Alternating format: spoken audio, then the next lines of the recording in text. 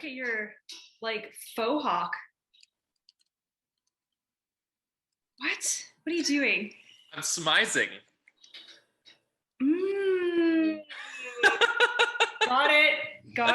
Got it. And What? and why are you smizing? Because I want to. I asked. This is so stupid. I literally just asked a question, and then instead of waiting for an answer, I talked. What? What is the logic to that? I have no idea. Maybe it's the fact that we're recording midday, which is very uncommon. Very uncommon. And I just basically got off of working on a analysis of an account for marketing for my day job. And so I don't know, maybe that's why. Welcome to Getting Juicy. Welcome to Getting Juicy, folks. I'm Hero. And I'm Rachel. And we are gonna get on top today. Okay, but why are you talking about smize? Is that due to our guest? Our guest is someone that I have legitimately been following since I've been a teenager, and I might have had a bit of caffeine from some from chocolate with coffee in it. But anyways, our guest today, Rachel's like, oh dear, what did I walk into? Our guest today is no other than Mr. Cory Wade. From New York City, I believe he is chiming in, but originally from Philadelphia, or spent a lot of time in Philadelphia, I should say. He is the first male gay model from America's Top Model Cycle 20, when Tyra introduced men with women at that point, given that gender was such a division, and obviously we know now it's a little bit different these days, and I'm very happy about it. But he was someone that I watched growing up as a teenager, and he was this, of course it's TV, yes, there's a camera, I get it, but he was so authentically himself the entire time and was a trailblazer for that franchise and for the community of modeling and gay men who kind of I feel very unconventional and non-conforming to what the mainstream society expects of that gender, that industry. And not only this, but he's also an incredible artist, singer, songwriter, model, activist, role model for queer youth, and also just an incredible badass. I'm also a streamer, like a Twitch streamer. So he's like me, a gamer nerd. He's into fashion. He also, I know where I'm gonna congratulate him when he comes on, but he also just got a promise ring today from his partner. Now is that I was like, are you supposed to say that? But I guess he's put it on social media. He put it on Instagram, so it's totally out there. Yeah, I would never do that. It's fair to assume that I might, but no, we're not that kind of reality show.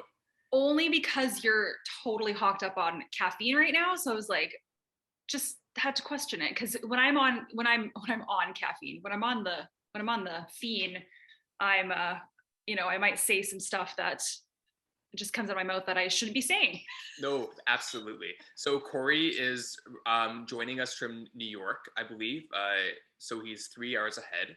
And so I've said this a couple times about some of the guests we've had on the show, but there were some people that I've always wanted to get to know, even if it's virtually and for an hour of time. And Cory Wade is one of those people that I've always been inspired by, that I was rooting for. I was rooting for you to cool. To be, ANTM, but in his own right, he is. And so I'm just really curious to know who he is today, and taking that mask off of, again, the public image of what he's known for and what he is doing, and learning more about where he's come from and how he got to where he was. And of course, curious minds are wanting to know about different productions and behind the scenes of a show, and how that impact it was, and being surrounded by someone like Tyra Banks, and even, Jay Alexander, other people that are prolific in the fashion and beauty industry, and really comparing and contrasting gender, sexuality, image, beauty, fashion. There's so many things to unpack with our guests today. I feel like, we'll see as we jump into it, but just so many facets of Cory that, how can you even pack that? Imagine doing an interview with him for like 10 minutes and we got a whole hour, and I still feel like that might not be enough, but we'll see.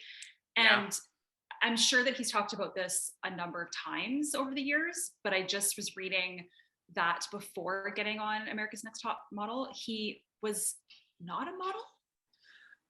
No, he wasn't. He only had done a little bit of modeling kind of with friends or kind of like little photo shoots here and there. Yeah, I found that super incredible too. Did you know that? Like, how was he discovered then?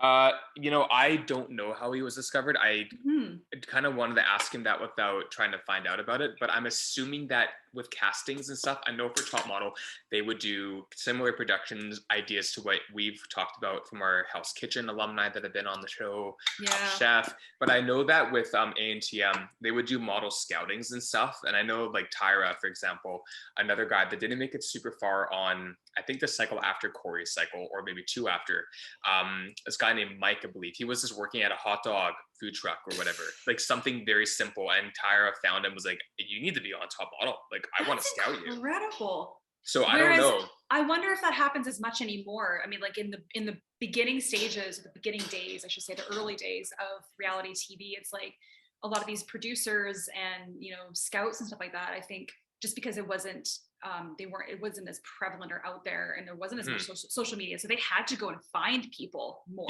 Now, director of faces, right? That's what they call like new faces. Right. Or now I feel like, holy crap, I feel like the competition must be so much more fierce. I feel like that doesn't maybe happen as often. I'm curious to ask that, but I definitely can tell you that, in the eyes of Instagram and TikTok and social media, and even when Top Model, and this conversation, folks, is not all going to be about ANTM, because it's not. The relevance to that is, I know Tyra found another model by Instagram. Tyra put up like an Instagram challenge, and it was like, smize your eyes or love your smize or something. I don't know what, or like a red lipstick challenge, and found someone that came on the show and wasn't on the show very long. But so social media and finding faces is maybe so saturated, but if you really want to look for somebody, you can find someone like that if you want, and send a direct message, and all of a sudden it's like you're walking the runway the next day. Oh my God, that just reminded me, there's a documentary I watched about, and I'm not even a fan of Journey, the band, really. Sorry, don't shoot me. I'm not like, Don't Stop Believing. Like, I'd rather like, don't ever hear that song again. Like, sorry fans, but there was this incredible documentary, and probably like 2 seconds before he pops on, where they were looking for a new lead singer for the band. They looked on YouTube, and they found this guy from, oh my God, was he from, oh gosh, Thailand? Okay. Something, and he just had the most incredible, but I just mean like he had a few YouTube videos out there, and that's how they found him, again, through, he was, I guess, and it was just like it was in a cover band. He was in a Journey cover band, actually. Oh, a cover band. Okay. He was in a Journey cover band, and amongst like they would do other covers and stuff like that as well. But this guy was found through his YouTube channel, and incredible singer, like unreal. And like I said, I'm not a huge Journey fan, but I think the documentary is called Don't Stop Believing. Go figure. But it's actually quite inspiring. It's a great documentary. That's really, really cool. Even if you don't like the band, like I've said about 50,000 times, even if you don't like the band, you'll still enjoy the documentary. Well said. I mean, definitely check it out. And it's, again, discovery of people is so fascinating, because you could be spotted by someone in public, and all of a sudden it's like you're on the next plane to wherever they want to take you, like a stage or a casting call or an interview of some sort. And at length, you and me and our guests have talked about all the different angles of media and entertainment, and visibility, like recognition and being aware of what you are doing and how to get to where you would wish to be. And how I find interesting, like there are some people that don't even think about it. And sometimes those are the people that it happens to the most, or the people that you don't even think that it would even happen. That just talks to like, for example, this is totally kind of off tangent, but you think about like, oh, I'm totally done dating. Like I'm done. I'm so over it. And then as soon as you are just like, fuck this, all of a sudden, like someone comes into your life and you're like, oh, okay. Sure. Like I wasn't looking anymore, or like, anyway. That was me with, I mean, I know Cory's going to pop on any moment, but that's what happened with me when I thought about stopping teaching yoga. And then I got referred into another job that I ended up working at until COVID happened, and it was full time, you know, and that might have not been the case. Had that not happened, I would have probably retired sooner. So it's just fascinating how you never know what's around the corner. You never know what's behind, I mean, very thematic, behind that Zoom meeting, who might pop up and ambush you and say hello. Like, you just don't have any idea.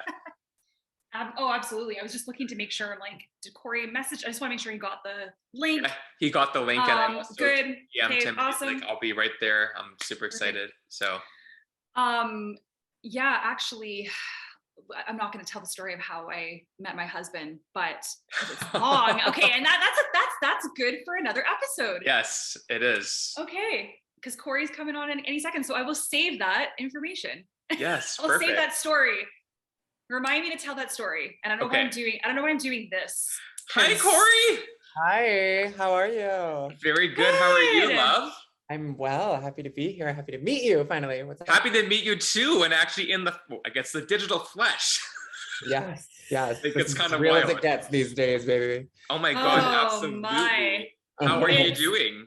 I'm good. Everything's good. We're having a chill day. We're having a chill Valentine's Day at the homestead. Oh, that's so sweet. It's nice to meet you. I'm Rachel. Good to meet you, Rachel. Very nice to meet you. And so you're in New York City, is that right? Yes, that's correct. So is it as cold as it? I think it's funny because people are always like, oh, in Canada, it's so cold in Canada. But like, come on, you know what? There's places in the US that get just as cold as here. So what is it like there? It's pretty cold. I don't have anything to go off of in terms of comparison because I've never been to Canada. Yes. I really want to visit. Like, I have somewhat of maybe an opportunity to perhaps get up there for Vancouver Fashion Week, but I don't know. I was just gonna say, come to Vancouver. Yes. Yeah. I love. There's this organization called Global Fashion Collective, and the guy who runs it, Jamal, he is like super cool. And I just went and supported his New York Fashion Week show. And we were talking, and he's like, "Yeah, we're gonna do Canada come like the first week in April." So. Oh my God. I would love to come see. But it's cold. It's cold here. It's not really that. It's not. It's colder in New York than it is in Vancouver. Is it? For sure. Yeah. So yeah. Well, then I'll be there tomorrow. So. Definitely. It's definitely I have family in Manhattan. Like, my aunt and uncle live at like 5th and 10th, like Greenwich Village area. So like in New York, it's definitely not as cold there as it is here. Oh my gosh. Okay. Yeah. It depends. It depends. Canada's big. Yeah. I guess it depends on where you are. Okay.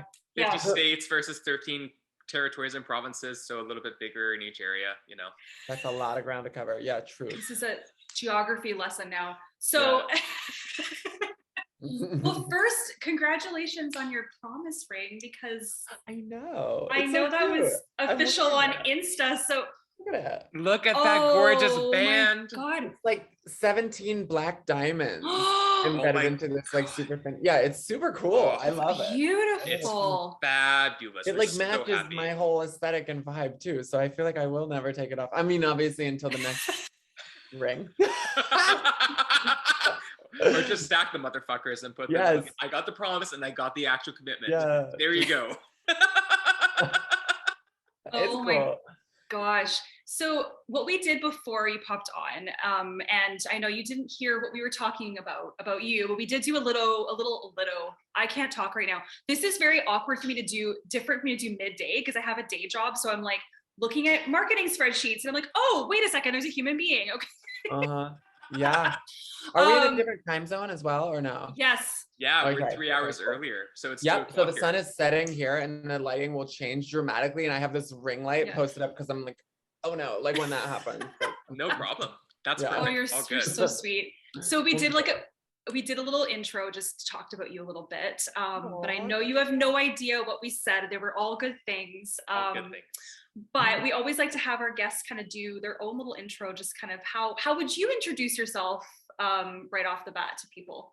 Oh, well, I would say, first and foremost, hello. Yes, my name is Cory Wade. And I don't have a preferred gender pronoun. I am just like a fiercely non-binary activist, model, educator, musician. Most well known, I would say, for being on America's Next Top Model, but now I kind of like I model here and there when the opportunities come upon me. But I'm getting a little bit old for that. Like I'm offer only. I'm what they call offer only. Oh, I see. Oh, Yeah. lovely. I don't know. Well, I don't know. I'm trying to like shift my career trajectory and focus more on education and activism. I go around to different colleges and universities in the Midwest giving talks on queer inclusive sex education, like Wow. new emerging vocabulary in the LGBTQ PIA plus vernacular, just talks about like effective allyship, practical empathy, human understanding, queer visibility in the media, things like that. Yeah. Which is amazing because it's something that, even though I might identify as cisgendered and kind of, I would say I'm like a healthy balance of masculine and feminine energy, yin and yang, I definitely have always identified with someone, like, of course, taking it back to when I was exposed to you and who you were and how you showed up in the time that you were on, TV. That was someone I looked at, and I know you probably have gotten a lot of kids and youth talking about this. That Yeah. person represents the energy that I've had that I didn't know where I could put that or belong, let alone living in a very liberal Vancouver community, but it was like, I don't know where I belong. Like, and there's someone that's thriving and being authentically, unapologetically who they are and allowing themselves to be heard, seen, and accepted despite whatever threshold might be against it. And you're like, fuck that. I'm doing me, and that's all that I can do, and I'm gonna do it. And that's really inspiring, So good for you for taking that activism and putting it into environments where you can affect the next generations that are going to continue to bring that equality, that diversity, that inclusivity, the justice of that. I'm so fascinated by that. That's so cool. Thank you. And you know what? They are bringing the fire. That I love Gen Z so much. Like I love watching everything that they do. And I always say, like, to all of those people who say, oh, Gen Z is doing too much, like y'all are like, you complain too much about all these things. It's like, no, like calm down, like really let them kind of express and do like what it is they're doing, because it's going to change the world. It already is changing the world. Like they know the change that they want to see, and they are actually stepping into it and like being the change. Yes. I love it. Yeah. Yes, Gandhi, work it. Kind of amazing. Yeah. Yeah. So I don't know. Thank you for that. I really appreciate it. Well, because when you were on America's Next Top Model and all that kind of came about, I mean, you were like Hero said, unapologetically yourself during a time where it still wasn't fully accepted necessarily in mainstream media necessarily. So now like and it wasn't even that long ago, but it was long ago enough that there is this, like, there's a big difference between then and now. And even, I mean, and I know I'm older than you, so even when I was younger, like there have been a lot of changes. But I don't know if this is true, and tell me about this. In the past just maybe couple of years only, I feel like there's been like a rapid movement and a rapid change. Do you feel that's true, or am I just seeing? I feel it, and it's exciting. I want to speak to like what you said initially first. You said that it wasn't fully accepted back then, and we're talking like almost 10 years ago. I think it was like 9 years ago that I was on Top Model. That I was on TV. And I would say that it wasn't fully accepted because it wasn't fully understood. We didn't even have the language to talk about these things. Like the term non-binary did not exist. Gender fluid, we were like flirting with that terminology. And so I had to kind of convey like where I stood, not only in the competition, but in life as a human outside of the fashion industry, just walking about my day without any words. So the change that you're talking about, I think, is a result of us now having the tools, just crucial, the vital tools that we need to effectively communicate with one another in order for us to like share our experiences articulately. It is so important. And so that is where, and that is how we bridge the gap. And that's how we, so we just need to continue to like communicate with one another. Now we have the tools to do so. It's just going to be a matter of when and if people are willing to accept this new emerging vocabulary into their own vernacular, into their own speech. You are speaking to my heart and so many people's hearts. And totally. Yeah. Rachel, there's just one thing. It's interesting. I just heard a quote, and I'm going to butcher it, and I can't even remember where I heard it from. Actually, I think it was Brene Brown. I was listening to Brene Brown on a podcast recently, and she was talking about like how vocabulary, your world can only really be as broad as your vocabulary. Yeah. Like words are so important. They're and everything. like it's everything, exactly. Yeah. And so, but it's true, like your understanding, your world, your perception, your I guess the possibilities that are out Your there, relationship with others. everything. Yeah, exactly. Because you can exist. Like I'm somebody who, like, for a long time, I think ever since I was 17, when I started delving into like spirituality, like reading like self-help texts and stuff like that, I understood myself as like a being like just outside of the physical realm, but I'm just like existing in this body, and it's like of the moment, and it's whatever. However, like if I don't have the words to share that with another person, then all it is it's just for me. You know what I mean? It's just like this like awesome life I'm living like inward, but like how do we bring that out? I think like self-help books are actually really important. Like the way people have been able to put this ideology into words, it's just like so like I'm talking about like the Deepak Chopras of the world, like totally. Neil Donald Walsh, who's the one who wrote the Four Agreements, Michael Ruiz. Like these are just like, I think, important voices in our culture, like that we need to listen to the people who are able to articulate like that kind of ideology. I completely agree with you on that. And again, in terms of what you're doing in your current present day, take us a little bit through like a week in your life, which could be different every week. But in terms of the things you spoke about that you're inspired by, that are passionate to you, what does a week look like in your life right now? And also not necessarily from who you might have been known as, but like if we pull the mask off of who people might perceive Cory to be, which is still who you are, what's an everyday week like for you? Well, I think I am I'm really like coming to a place of just like just being happy at home with my boyfriend, and like building that life that like I've been wanting for so long. Like I am kind of like I'm doing all of these things, and like obviously I'll always be an artist. It's what keeps me going and what keeps me like interested in life. But like I am very happy just like being like kind of like, I don't know, like being a boyfriend who will one day be a husband, and one day be like a dog owner and a home owner, and like building that kind of like fairy tale fantasy for myself that I've wanted for so long. As a kid, like I used to play with Barbies, and like I had the Barbie dream house, and I used to pretend like I love it. I used to simulate all of these domestic scenarios that when I discovered that I was like a queer person in the world, I started to feel like I would never have. So what's really exciting through this stage in my life, and being that it is Valentine's Day and all of that, is that I'm kind of moving into a place where like I'm realizing like I can have the life that I always wanted. Like I can do it. Like it doesn't have to always be a fight. Like of course, like there are important things that like I want to get out into the world to make it easier for people who are coming after me. But I think I've done that. I think I've done that, and I'm proud of what I've done. So now I'm just kind of doing what I can. I'm making sure to continue to pay attention to those Gen Zers and to learn from them. And I'm getting my life, and I'm getting my coin too. So a day, you said a week in the life of Cory. Like I'm about my money. Like I work hard. I'm still working in the fashion industry when I can, but I'm also singing every weekend with this awesome, like it's like a high-end luxury cover band. I've always done music, so this is just something that like pays the bills for me.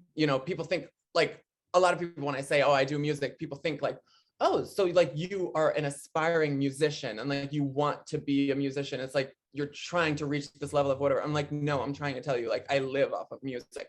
I genuinely get a paycheck every week from music. I'll sing at like luxury, like those fancy weddings and like just like corporate parties and things like that. It sounds corny, but I get a lot of like just dumb joy from it. So I'm a human jukebox on the weekends. I am an educator during the week, and I travel for that. And sometimes I just do virtual engagements, and I make money that way, just like teaching. And then I'm just booed up. I'm just like cuddled up on the couch playing video games with my boyfriend. Yes. That's Oh life. my God. Yeah. There's so many questions I have, things I wanted to ask. And then, okay, first of all, I feel like you are such a sweetheart. I feel like you enjoy those cheesy, you call them cheesy gigs or things like that, but that's probably because like you really feed off of people and humans. I and like making, I like making yeah, people and happy. Yeah. are you, I'm just putting words in your mouth, but are you an empath too? Oh my Are you God. yeah, I got I love that you can pick up on that. Oh, like, you're I'm totally, not kidding. Okay, so you really want to know about like a week in my life? Yes, queen. We want to know everything. Yes, the glasses are off. Honey, like I'm an empath. I don't want to say to a fault because it is a superpower. Yes. You know, Yeah. but it is a thing that I've had to learn how to get control over. It's like that superpower that like at first you just don't know like what the hell is going on. And I used to have fainting spells when it first started to emerge in me. The first time I ever fainted like from a true anxiety attack where I was feeding off of the energy of people in a room was on a photo shoot. I was doing like an e-com shoot for a designer called Hiromi Asai, Japanese designer. Beautiful. Huh. Wow. And I fainted right on set, like fell down kerplop in the middle of shooting. Yeah. And they were just like, oh my gosh, like what's going on? Are you okay? But what was going on was I was picking up like the energetic stress of everyone in the room because they weren't happy with the images and like me being the model and like da-da-da and all these things. We ended up like finding our groove and like everything was beautiful. Like it truly was like awesome. But in that moment of like uncertainty, I felt this like craziness, like this, I don't know. Do either of you struggle with anxiety? Well, yeah, this is our entire show. Okay. I'm like fucked in the loving head with anxiety. Like me and Rachel live with different anxieties. We're laughing because literally that is a huge component of our show. We really do believe in continuing to pull that stigma away and off of mental health. And even though it is still happening, like there is still, the stigma is being released from mental health slowly, but there still is a lot of guilt and shame and weird shit that people feel. And anyway, it's a huge, yes, please continue. Yes, we do. Absolutely. I'm so glad you do, because this is another one of those things. Listen, when we were talking earlier about having the words to be able to share with one another about this, I feel like, yeah, it's true that like it is becoming a topic of discussion, but we still don't have the words. I cannot explain this phenomenon. It is, and I'll do my best to explain it. It's as if this like energetic entity is overtaking me, but on a physical level. And people will say, oh, it's in your head, like you can like shut it down. That's a part of it. But once it's in you, this energy is real. It was so, oh my gosh. And the photo shoot wasn't the only time. Like when the pandemic hit, which was soon after that instance, I couldn't even ride the subway. Like I couldn't even stand up straight because the fear and anxiety I was feeling from others in that moment. And this is what I learned later through reading another one of my self-help books. And this was gosh, what was her name? It's like The Power of Being an Empath or something. It's some cheesy, I'm looking at it right now. That's a familiar. Can I grab it right now? Yes, of course. Wait, one second. Yes, of course. Boy. Thriving as an empath. Oh, it's Judith Orloff. She's an MD. Yeah, my mother got this for me. And it's really helped me kind of like manage my empathetic tendencies in high stakes situations or like high intensity situation. I don't know. So now like there's one thing that she says, and I want if there's one thing I can impart in this, because I'm definitely not a wise person when it comes to this stuff. I'm still trying to figure it out. But like one bit of wisdom I got from this book is like, yeah, right. Well, you can think of it as like your thoughts that actually will, or even the energy that you're absorbing at the time as a cloud that's like drifting by in the sky, and you don't have to grab onto each one. Like you can kind of like let those emotions and feelings and thoughts continue about and like just keep going. Like they're there, cool, but like they have a cycle that they need to just kind of like go through, and you don't need to grab on and latch on and make that your whole you. Yes. That's what helped me. So what's amazing for you to say that and to relate with your experiences. So yes, our podcast is very based off of the conversations that myself and Rachel as best friends have had over the last 7 or 8 years.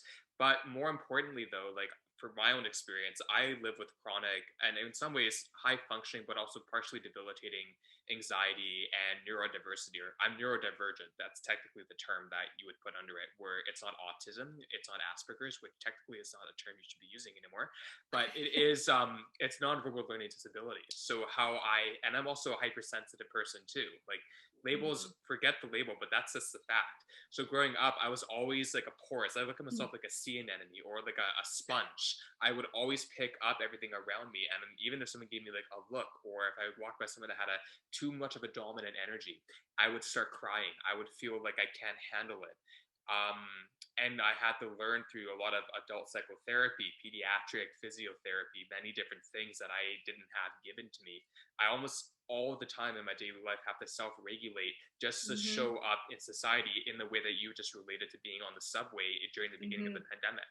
And also, I'll speak just this part about me and Rachel. We're also grandchildren of Holocaust survivors, and we're both Jewish. So we also have all these other elements of that. And then in my sense, also sexuality and gender and nonconformity. So there's so many things that I have been dealt with that I've had to use and be a victor of.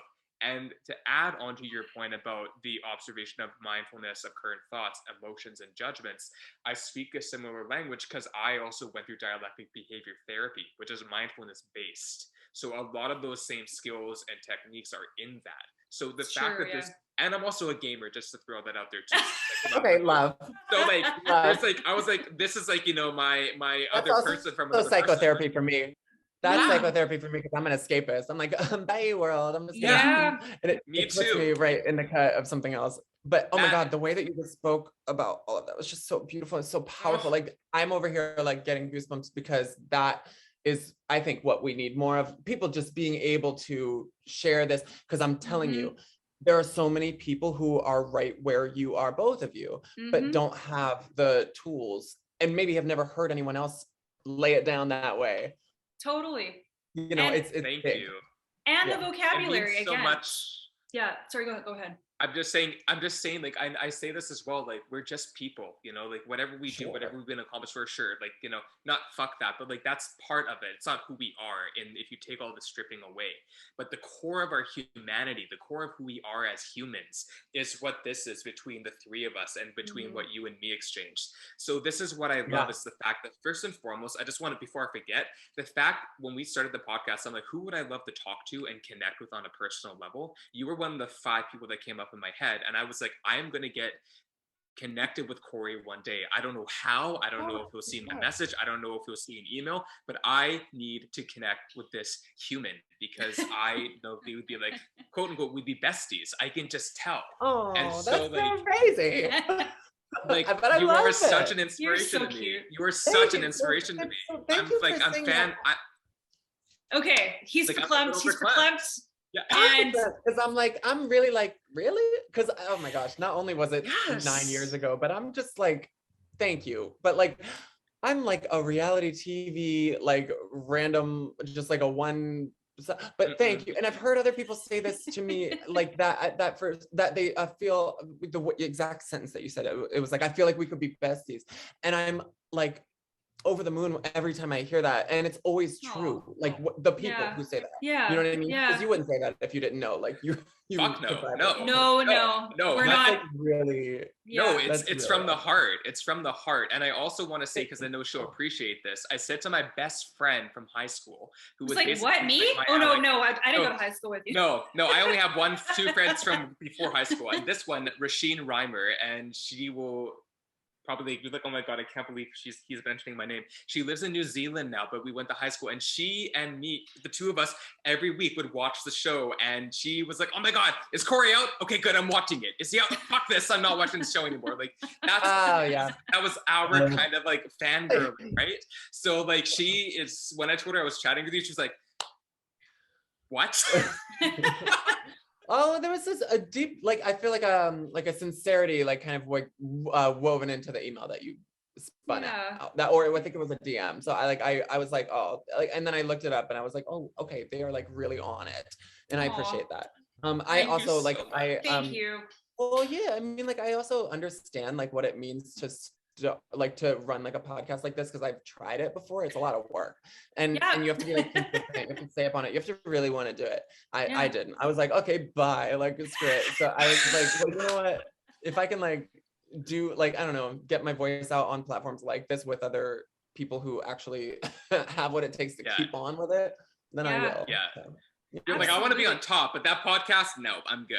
Thank you. I was like, I just don't, I don't know. It was weird. I think I was trying to do too much with it. Ooh, we could have a podcast about podcasting. Oh, God, I would love that. No. You let us know when.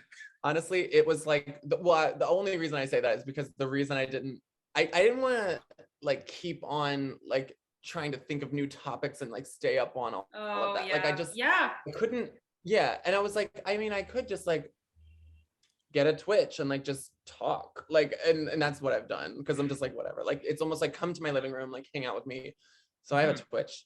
Yeah, and I saw that you had that, and at Sushi Cat Cory, better follow that individual, please and thank you. But can you tell us more about that? We're still figuring it out. But of course, but can you speak to more of that with us? Because as a fellow gamer, and I've seen some little things here and there, and I'm like, yes, let's do that. Kick that damn Tekken. Yes, Chun-Li, work that damn, uppercut, whatever.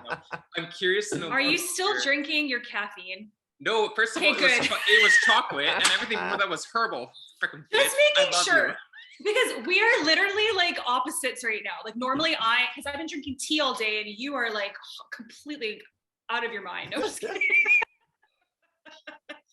Oh my God. I love it. Oh my God. Okay, sorry. Yeah, I mean, do we want to get off the mental health topic completely? I mean, we don't have to come back to it, but there was something else.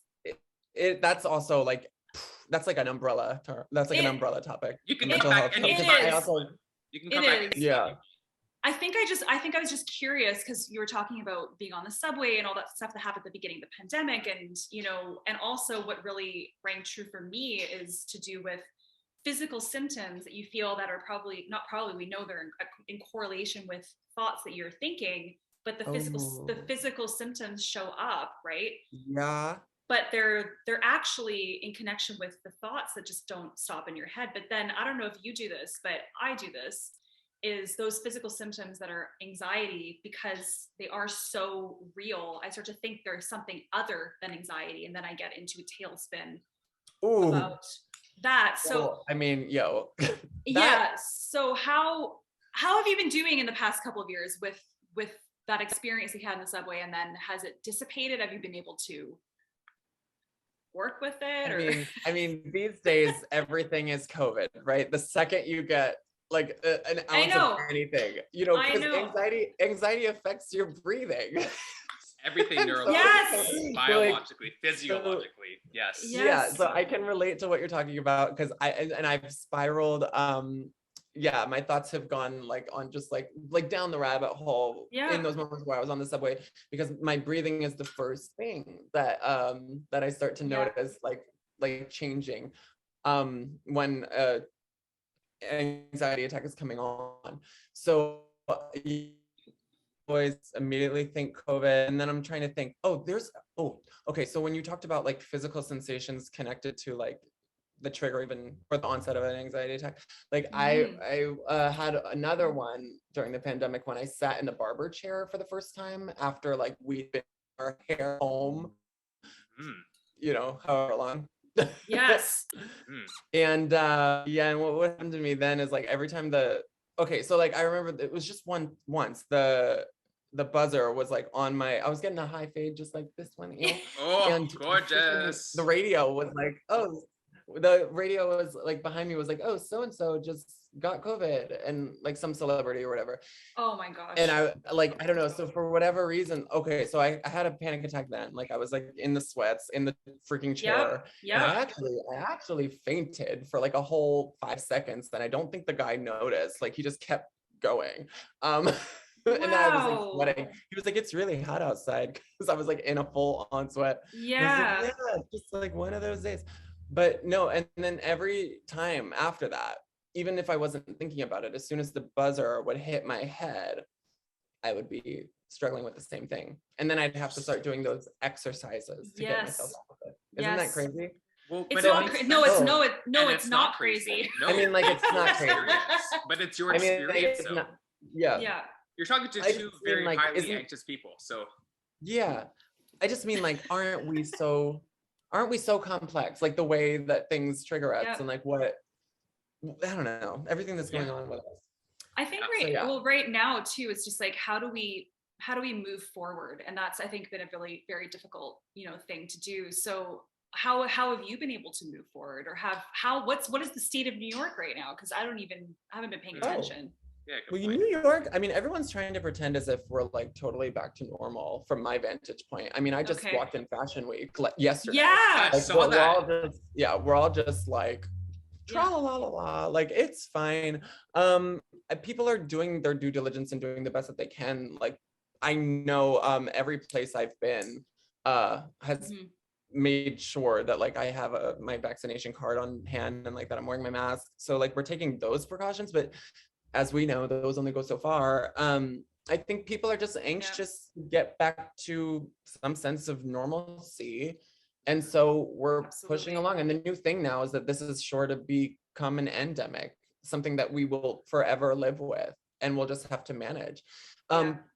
In some way, as sad as it is, that statement alone, like the fact that this is what it is and this is life, that kind of, it's like my anxiety kind of subsided over that. It's just over the fact that like I had to make peace, because there have been other traumatic things in my life that I've had to make peace with.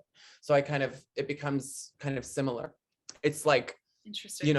It's like not getting a job that I worked really hard for, or like, like after like a series of castings, and then you get that no. It's like, well, what are you going to do? Are you just going to give up? Like, no, the world keeps turning. You have to keep going. And I think just having that in the back of your mind, I mean, it doesn't really stabilize your mental health, but that, along with some other self-care tactics like self-help books, like reading, playing video games, really pulling yourself out of it. If you find something, you can find something.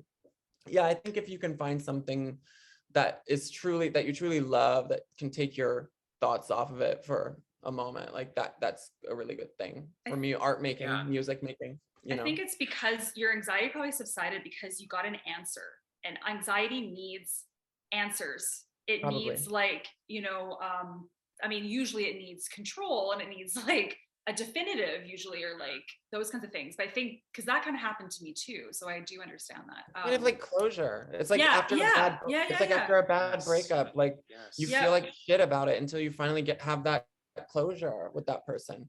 But I don't know, it's not like it fully subsides. Like I'm always going to have to sort that out. This light is changing. I'm going to get my ring. Yes, absolutely. We are super candid, so we are all here for it. Okay. I love.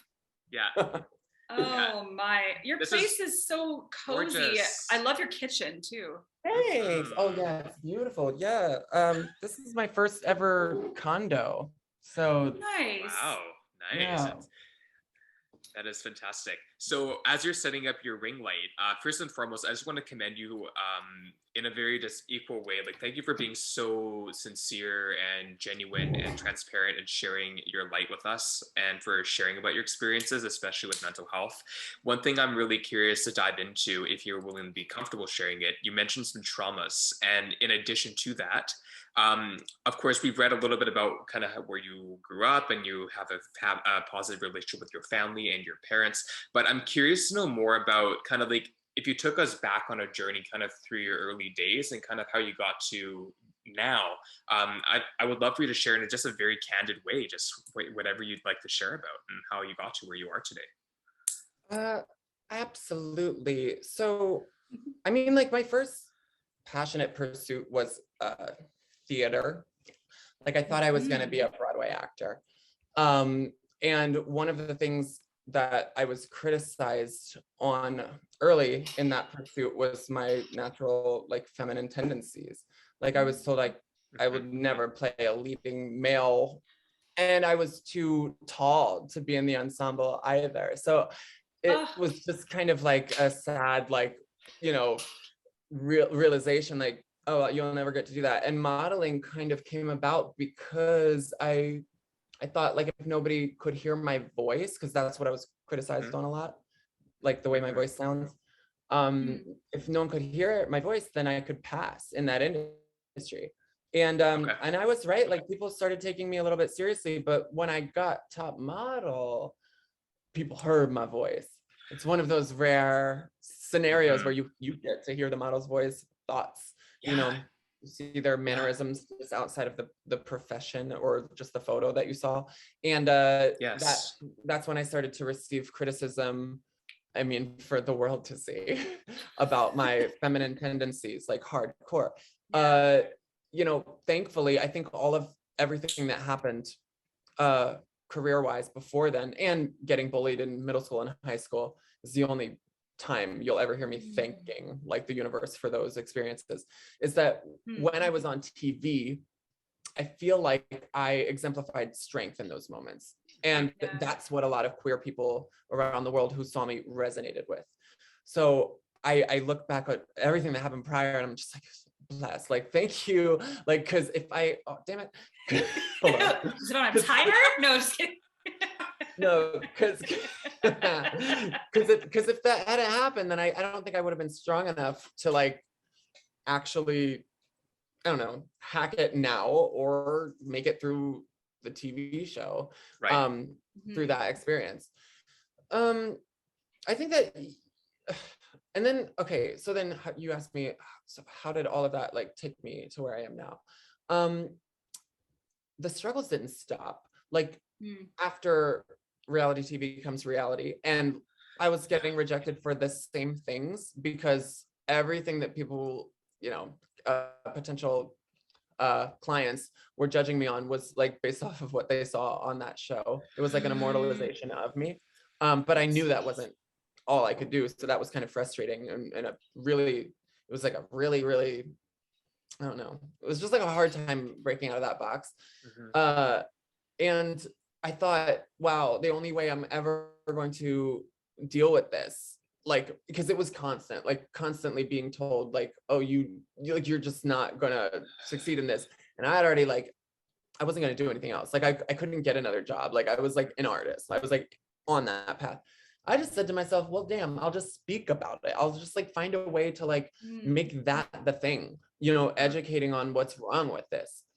And I found an amazing, you know, at the time that all that was going down, I found the Fluid Project, which is one of the world's first ever genderless clothing and retail shopping experiences.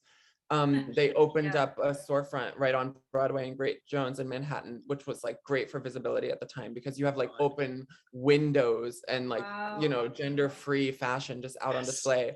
I met the CEO, I modeled for them in their first campaign, and then I got to work with them, and I got to, I also linked up with a nonprofit that was teaching queer inclusive sex ed and for grades 5 through 7 in like elementary school and middle school around New York. So I'm teaching kids about like puberty, safe sex, like all these things, gender, sexuality, but it was like a queer inclusive sex ed course, right?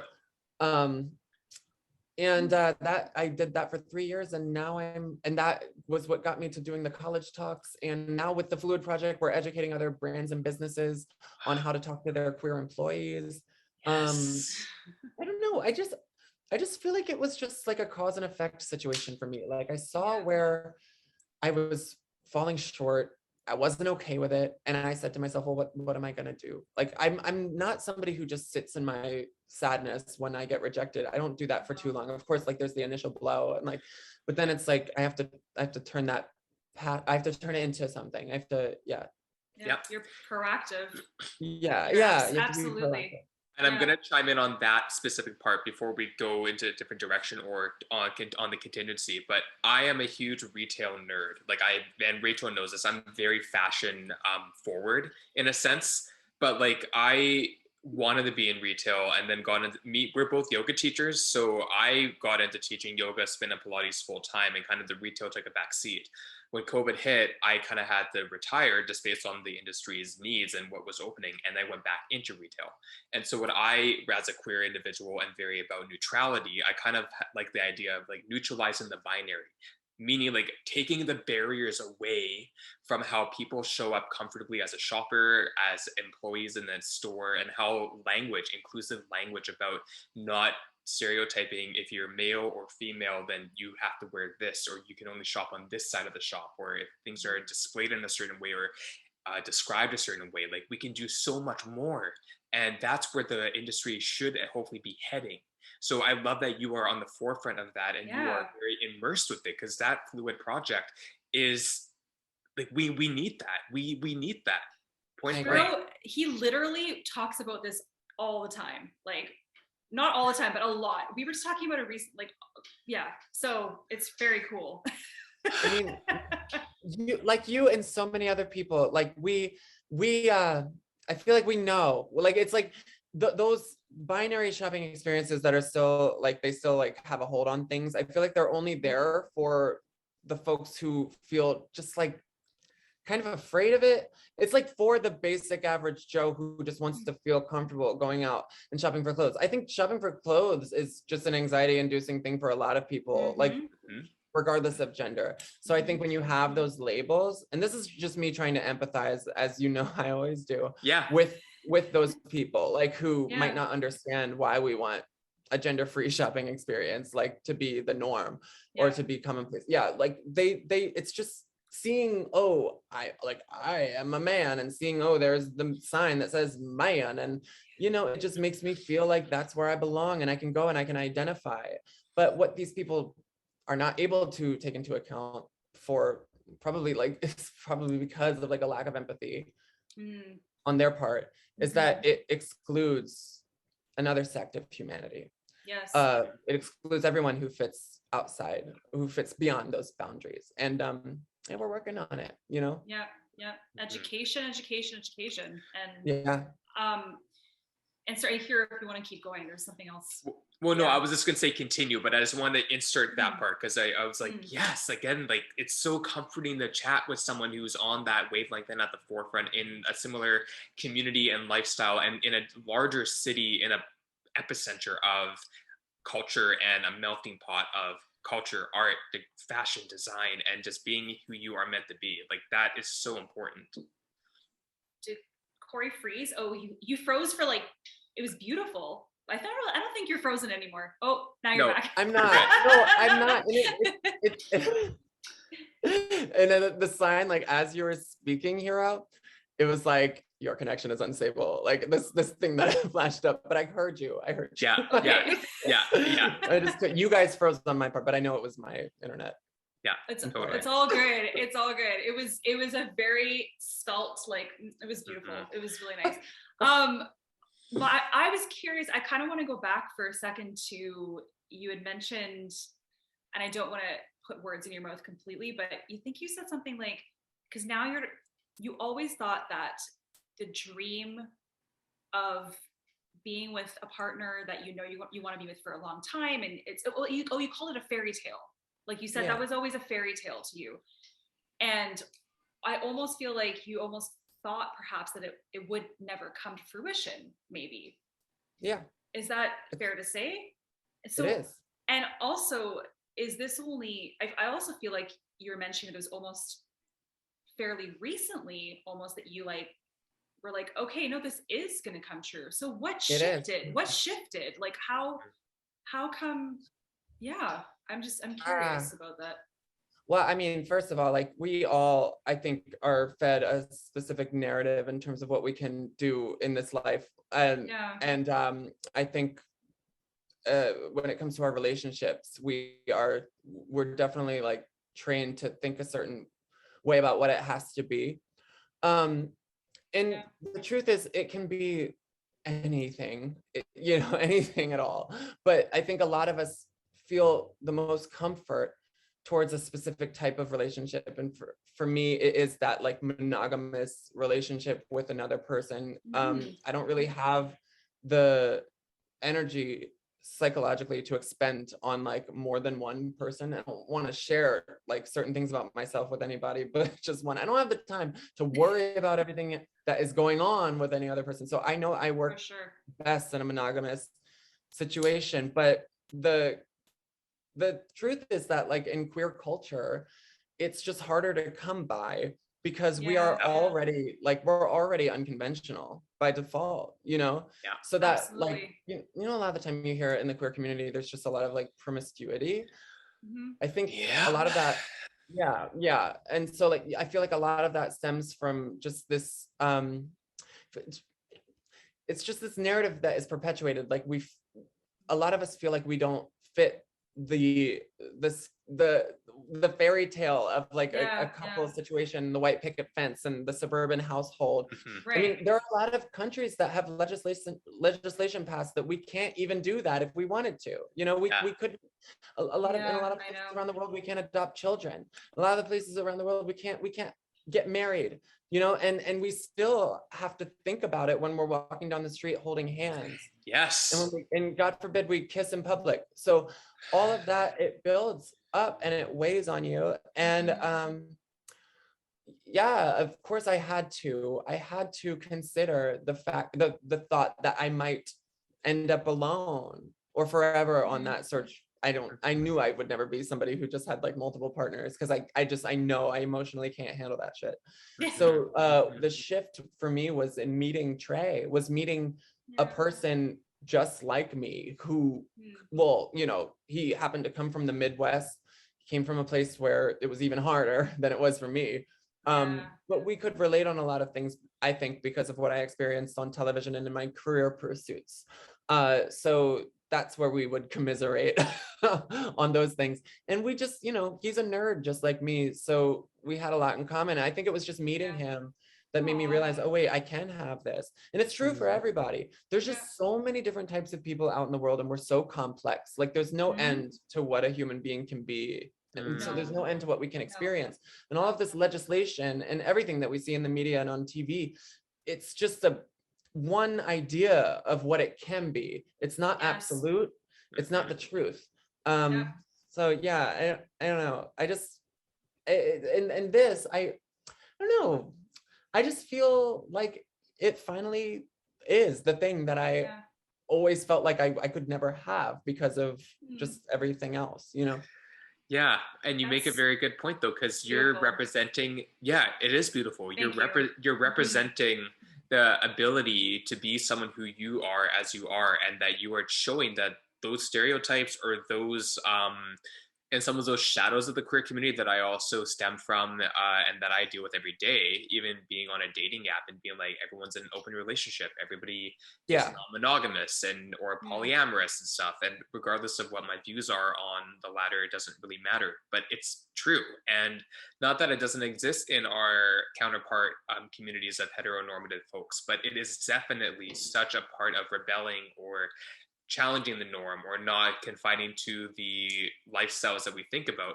But there's so many of us queer men or queer male identifying folks that are looking for traditional relationships even within a non-heteronormative society, right? And I think it's important to stand for that. I agree. I mean, even RuPaul said, and RuPaul like is in the ear of like so many queer people, young queer people, in an interview, that like monogamy is a lie.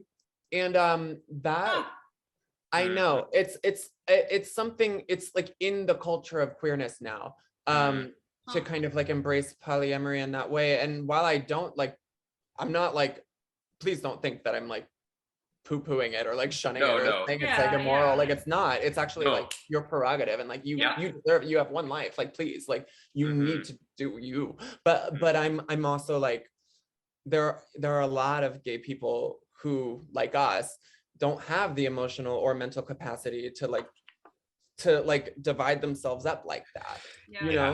I don't. Because it's true that like you're welcoming energy into your situation.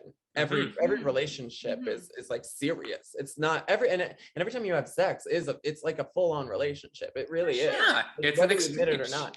And whether it lasted only one night or goes on, you know, a few nights or weeks after, or it goes on for the rest of your life. Like it genuinely is like it's, and your energies are weaving. Yes. Like Yes, you're giving feeling your something extraordinary together. Like come on. Yeah, completely. You know? It's so interesting because I think because Hero was just at my mom's place, was it couple nights ago?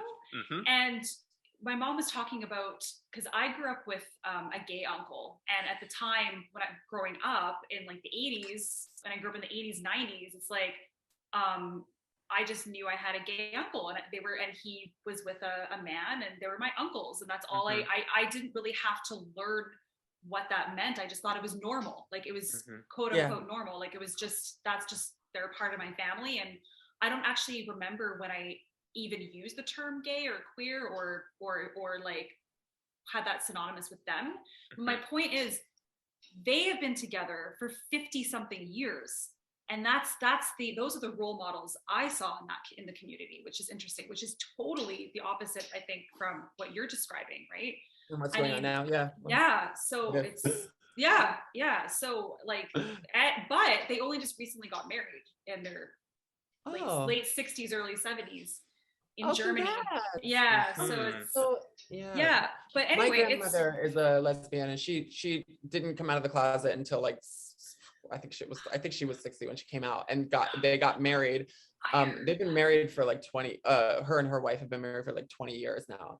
So I think there was a hesitancy for some reason for people in like generations prior to us, like to actually take the leap and do the whole marriage thing. I mean, I don't know. Every story is different though. Absolutely. Every story. Yeah. That's incredible. Like, and I did read that about your grandmother. That's she's cool. I talk about her a lot. I bet. Oh my gosh. Sorry for the siren. Oh, I didn't even hear it. Oh, okay. That's amazing. Does she live in New York as well, or?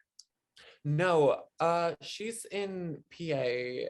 It's like a town. Of course, we wouldn't know. Us Canadians, it's all good. We'd be like, it's okay. So many abbreviations for states and countries. Absolutely. Oh my gosh. Go ahead, Hero. So one thing I'm curious. Again, it was such a while ago, but we are curious. And again, I like the prefaces, not in a give us the details, kind of like give us the inside scoop, but we're really curious to know about how you got into being in television and being on America's Next Top Model, because we did read that you weren't into modeling or weren't much of a model prior to that, but you have had exposure to drag and self-expression through theater, through being in the eye. So can you kind of speak a little bit to that angle? Sure. Yeah. Well, I mean, the top model thing. Okay. So there's also like a part of this that I touched on, and I'll say it again, like in a shorter way. There really was, because it's so true. Like there really was this, like, you can't, in my brain, like you can't have a career in entertainment if they're going to hear your voice. Right. You just won't. I was criticized about my voice like every time I opened my mouth to speak. It got to the point where I just didn't even want to. You know what I mean? Like it was severe. But your singing voice is amazing. So it's like, could they not sing? Like anyway. But there's just the one thing that people would clock me as like a femme queer, like straight away. Right. Because I got that like Valley Girl Lil in my voice. I don't know what that is. I don't know what it is. But it's just the way I sound. So when I got America's Next Top Model, it was just like a cattle call, just like any other. Like honestly, I used to write auditions off. I would go to them so frequently that I would write them off after the day. I'd be like, oh, whatever, let's not think about that and let's just focus on the next audition. Because if I think about it, then I'm setting myself up for a potential disappointment. And if I get the job, great, but like whatever. So that it was like a 3-month period where after this like 12-hour day, I waited in line for literally 12 hours to talk to producers for all of 5 minutes. I did that and just went home, went back to work. I was working at a bar at the time, and I got a phone call when I was home in an apartment of mine in Philly, just on the couch. and it was like a producer. They were like, you're about to get a phone call, but we need you to set up like another phone to film yourself because you need a reaction. Like we need a reaction. And I was like, this is something. I was like, this is something, but I was like, I couldn't tell you. I'd auditioned for so many things. I was like, I don't know what this is. Okay. And I got my roommate to film me, and then I got a call, sure enough, 3 minutes later from a blocked number, and it was Tyra Banks herself. And I was like, oh Lord, I love her. So we were just talking, and yeah, Holy crap. She told me I was doing it. That was it. Whoa. So you get that phone call. She's on the other line. That is actually really amazing that she would actually, again, she's the one calling, not some casting producer, blah, blah, blah. She's actually calling you. Yeah, it was a part of the show. I mean, they filmed her. Oh, right. They filmed my reaction. So, and I'll tell you this too. Every interaction I've had with her, aside from like our DMs online, have been on camera. Like I only, I've only ever seen her. I think you've seen me seeing her. Right. Well, that's what I was curious about too, though, right? It's like we've had some alumni from Canada's Drag Race. We've had some people from Hell's Kitchen, from Top Chef. So what I'm also, again, like I've heard, and I've also, without going into it, I did have my ear right up to when Jay Manuel would have his chats on Instagram and when COVID started, and kind of unpacked some of those experiences, and Jay Alexander briefly on there, who I have met Jay Alexander really briefly, incredible human being. But my point being is that I mean, again, as you said, like a lot of it was unscripted. Like what you got was what you got because of the environment you were around. But I was curious about your relationships with your fellow models or castmates, and also with Tyra, which you kind of just said it was only on camera. But how much of that really, if you look back 9 years ago, how much of that to this day do you find is still part of your life, in your connections or your community, in terms of what the show has done for you in that sense? Well, the relationship with Tyra is forever, as brief as it is, or whatever. Like, however few encounters I've had with her, like to me, they've all kind of like stuck with me because she changed my life forever. I'm not one of those Anthem contestants, as I'm sure you've heard of, like from who will just completely bash her, for whatever reason. Because for me, and I can't speak to everyone's experience, for me, it was just really positive, even considering all the bullshit I endured, like with the, with the critiques on my gender identity and whatever. She really, I think she was kind of like in my corner and a supporter. And I even asked her for a job recommendation, like a few years after the ANTM experience. And she wrote me a letter for like this PBS job, or like, she's awesome. Wow. And then so like I got asked back to do hosting on Cycle 21, which was just like a dream. That was when I really got to like meet the producers, like in a real way. It wasn't like I was just like in a fishbowl. It was like I was a human to them. So that was awesome. And Miss J Alexander was there. Oh my gosh, that was when I met that divine entity. And she was just an inspiration to me ever since I was like 7 years old. Like one of the first queer people I'd ever seen on TV. And definitely one of the reasons that Top Model was like a show that I kind of like loved early on. So that was just an amazing thing, and we still have a relationship. I just saw Miss J 2 days ago. I see Miss J more now out in the world, especially when Fashion Week comes around. She's one of the things I look forward to when Fashion Week comes around, because I know I'll see her. And she's always just so warm and supportive. And the contestants, I don't stay in touch with very many of the contestants from my experience, like from my time as a contestant, but Nina is a good friend of mine still to this day. I love her. Yeah, she's great. She's the one that I tried to do that podcast with. Who knows? We might try. I don't know. And then Renee. If you I don't know how much advice we can give you, but if you ever want to just kind of shoot the shit and like have any questions, let us know. I will. Yes. I will. if I actually. But actually, that's a really good segue into kind of bringing us, because you mentioned Fashion Week again, and we could talk to you forever, but I don't want to take up way more of your time. We're already coming up an hour. I mean, it is Valentine's Day, and I can't believe it. Yes, and it's 3 hours ahead, Okay. Yes. So basically, because you mentioned Fashion Week. Okay, so what do you want to leave people with as we kind of close this conversation? Is there anything cool coming up that we can look forward to supporting you with and in? Is there, any little? Yes. There's always newness. Yes. and new things on the horizon. There's always something exciting just around the corner. So definitely just, I don't know, just stay up on my socials if you want to know whatever that is. I don't know what that is right now. We'll put them in the links in the show links. It's all good. Yeah. But yeah, when I love how you said, like, what do you want to like leave behind? Like, if there's one thing I really do want to impart, and this goes for just everything I do, I think carries just an undertone of be yourself. Do it, like, with reckless abandon. Don't give a what anybody else has to say about it. Love yourself. You know, there's just, it's a cheesy kind of thing to keep in the back of your mind, but I want to remind everyone that this really is our one life, because it's just true. And I don't think we talk about it enough. So much of this is just like fleeting by, and we waste so much of it in our dark thoughts, like in our negative thoughts about ourselves and the world and others.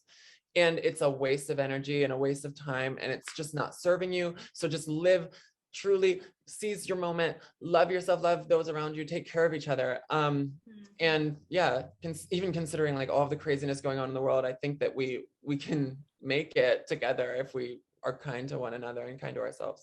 And you guys, the two of you, honestly, like, you're just so awesome and on point with your ideology and the way you see the world and what you're putting out into it. So just keep doing it. Keep doing it. Seriously. I'm so happy I met you guys. I didn't know really fully what I was getting into, but I'm happy. I'm happy. Oh my God. I'm happy that this is what it was. Oh, Thanks, Cory. Thank you so much for your time, your energy, your vulnerability and sharing. And I know it sounds cheesy myself, but I would love to have you back if you had any interest and had the availability. I think we could talk about so many other things in another time with us. So it would be great. I would love to come back, and I'll have a better camera setup, because my light. It's all good. I'm like not even in my regular place right now. I'm not even in my home. I'm in my cousin's house. So it's like, it's all good. We're like, it's all good. Like, no. I'm not real. No. Have an awesome rest of your day and night, and with your boo. And Rachel will put all the stuff in the show links and the show notes and things like that, whatever she does, since that's her domain. And we will chat with you soon, and we'll find another time. Please. Yeah, we'll set up another time soon. Yes, let's do it. All right, nothing but love. Mwah, mwah, mwah. You too, Cory. Thank you so much. Stay fierce. Thank you, Cory. Bye. Bye.